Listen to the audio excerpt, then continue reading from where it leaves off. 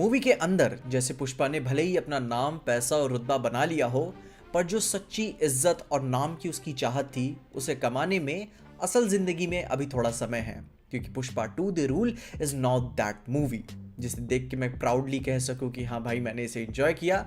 मैंने एंजॉय किया इसे, बट रीजंस कुछ और थे। मेरे रिव्यू वाली वीडियो में आप उसे देख सकते हो। पर ओवरऑल बोलूं तो it's a second, third and even fourth hand embarrassment. और अब वो चाहे जैसा भी था, लेकिन एक भविष्य इसका भी है, कहानी इसकी भी है जिसे मेकर्स डेस्परेटली बताना चाहते हैं। And why am saying that क्योंकि पुष्पा 2 के रिलीज से कुछ हफ्ते या महीने पहले हमें कुछ बहुत ही वाइल्ड इनसाइट्स सुनने को आ रही थी। मूवी के म्यूजिशियंस और कंपोजर्स को चेंज किया जा रहा था, नए लोगों को हायर किया जा रहा था, मिड मूवी के रिलीज होने से जस्ट पहले नई एंडिंग शूट की जा रही थी एंड एंड मौके तक तो इनकी एडिटिंग ही चल रही थी, जो कि बताता है कि इन्हें लोगों के फीडबैक की कितनी पड़ी है। पर वो चेंजेस उस एग्जाम के आखिरी दिन वाले चेंजेस की तरह ही थे कि तब तक इतना लेट हो चुका होता है चीजों को बदलने के लिए कि अब उसे सुधारा ही नहीं जा सकता। जिसमें खैर अब यह बात तो क्लियर है कि इन्हें एक रियलाइजेशन था कि फर्स्ट मूवी में क्या क्या चीजें काम की थी, उसे ध्यान देते हुए उन्होंने इस मूवी में उसे बेटर तरीके से प्लेस किया हुआ है। जस्ट लाइक पुष्पा का वो आइकॉनिक सिर कवर करके हाथ पीछे बांध के लड़ने वाला एक्शन सीक्वेंस, वो उन्होंने मूवी के एकदम बड़े पॉइंट पे यूज किया हुआ है, जिसे क्लाइमैक्स में उन्होंने टेक प्लेस कराया। और वो समझ में भी आता है कि हाइप कितनी वाइल्ड जाती है वहां पे। पर अभी भी स्टोरी का क्या, उन्होंने जापान वाले नैरेटिव को दिखा के ड्रॉप क्यों कर दिया? बात श्रीलंका और दुबई वाली डीलिंग से क्यों हो रही है? वी नो कि उसे पैसे चाहिए ताकि वो सीएम को बदल सके, लेकिन उसके लिए कंटेनर में 40 दिन बंद रहना, दूसरे देश जाना, छुप छुपा के किसी क्रिमिनल की तरह जापानीज सीखना, एंड उन्हीं सब के बीच में अपना भंवर सिंह भी फंसा हुआ है, जैसे पिछली मूवी में ऐसा बिल्ड किया गया था कि भाई इससे सीरियस बंदा तो और कोई नहीं होगा। जिसमें मूवी की एंडिंग भंवर सिंह से ही शुरू होती है, जब बंदा आखिर में ऑलमोस्ट दारू पी के गिव अप मार ही देता है। वो गलत लकड़ी उठा लेता है और अपना भांडा फूटने से पहले वो पूरे स्टोरेज साइट को जला देता है, जिसमें लगता ये है कि भंवर सिंह भी मारा गया होगा, जहां अभी कोई भी बात मानने को नहीं तैयार है।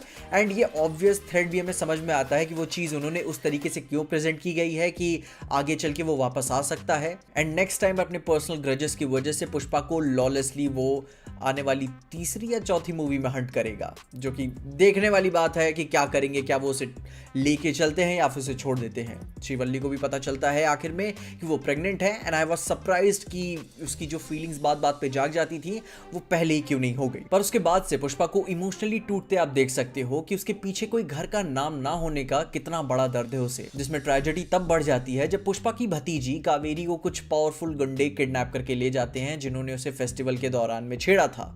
बग्गी रेड्डी, जो कि भतीजा है वीरा प्रताप रेड्डी का, जहां वीरा प्रताप रेड्डी भी वही सफेद बाल वाला सेंट्रल में कोई मिनिस्टर है, जिन्होंने अपने कोल माइनिंग वाले टाइम में बड़े बड़े कांड किए हैं, जो कि समझ में आता है कि वो अपने टाइम के पुष्पा रहे होंगे। और जब आखिर में पुष्पा ने उसके भाई और भतीजे को मारकर उसके लिए लड़ाई पर्सनल कर दी, तो वो ऑब्वियस सी बात है कि वो सारे national sanctions, police force, military, criminal charges और देश का उसे बिगेस्ट थ्रेट पुष्पा को घोषित कर देगा। जिसके डॉट्स अगर आप पिछले साल वेयर इस पुष्पा वाले वीडियो से लगाए तो यह थ्योरी अब बनती है, सेंस बनाती है कि Pushpa Japan, Malaysia and Thailand वाली जगहों में भागता क्यों फिरता रहेगा, वो कंटेनर में 40 दिन तक क्रिमिनल्स की तरह क्यों छुपेगा, जापानीज क्यों सीखेगा और वहां के याकुजा वाले लोगों से क्यों मिलेगा, क्योंकि इतना हजारों करोड़ों का पैसा स्मगलिंग लेन देन करते हुए भी उसे अब भी चोरों की तरह क्यों जीना पड़ रहा है। And it all makes sense कि पार्ट 3 के लिए याकुजा पुष्पा को देखकर क्यों डर जाती है, क्योंकि वीरा रेड्डी ने पुष्पा को जाने अनजाने में दुनिया का सबसे बड़ा क्रिमिनल बना दिया। जहां फिर अपने नीस को बग्गी गैंग से बचाने के बाद पुष्पा की स्टेप फैमिली ने फाइनली उसे अपने परिवार का हिस्सा बना लिया, अपना नाम दिया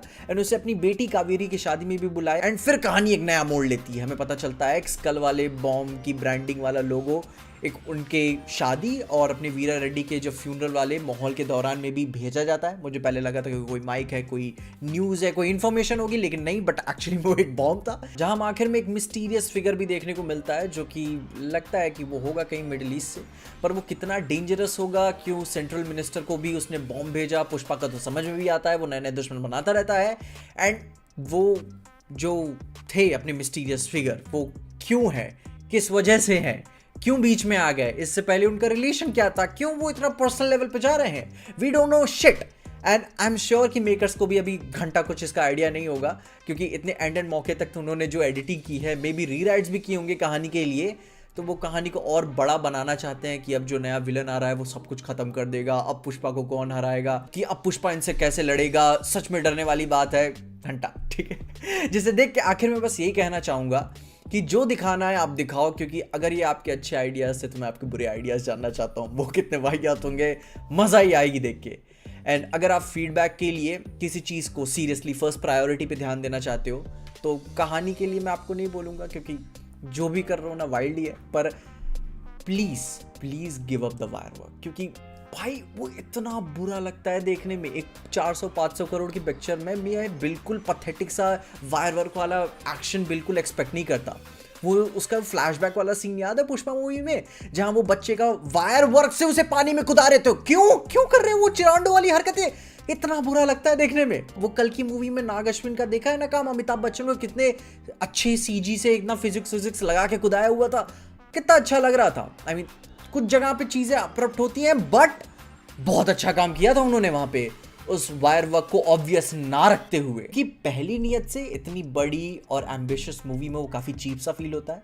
जहां अगर आपने ध्यान दिया होगा तो उन्होंने छोटी छोटी चीजों में सीजी को यूज किया हुआ है, जो कि एकदम फाइन डिटेल्स को इन्हांस करता है ओवरऑल फ्रेम में, जो कि मैं इंप्रेस हुआ था उस चीज को देखकर कि ये इतनी बारीक चीजों पे ध्यान दे रहे हैं तो बड़ी चीजों पे भी ध्यान दे लो ना, मेन एक्शन पर नहीं। क्या ही करना है आपको, क्योंकि अगर आप उस एस्थेटिक के लिए जा रहे हो तो मैं मान के चलता हूँ रजनीकांत एक अलग ज़माने की बात होती है, वहाँ नजर आए बहुत अच्छा लगता है, बट यहाँ चीप फील होता है। बाकी तुम अपनी ओपिनियंस बताओ, तुम इसकी एंडिंग, भविष्य, भूत, वर्तमान के बारे में क्या सोचते हो? तुम्हें क्या लगता है वो जापान वाला कनेक्शन एक्चुअली में क्या कनेक्शन बनता है?